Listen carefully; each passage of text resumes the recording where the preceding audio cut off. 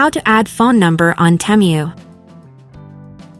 Adding a phone number to your Temu account is a simple yet important step that can enhance the security of your account and make it easier to manage your purchases and notifications.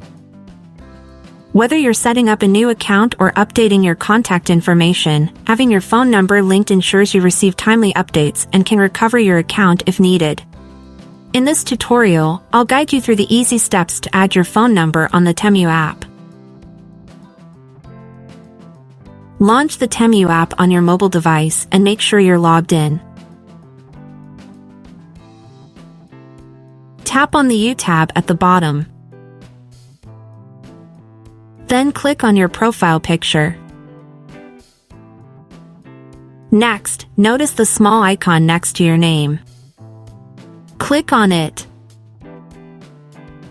Here, you can change your email and add or update your phone number. Click on the Add button related to the phone number. Enter your phone number and click on the Submit button. A verification code will be sent to that phone number.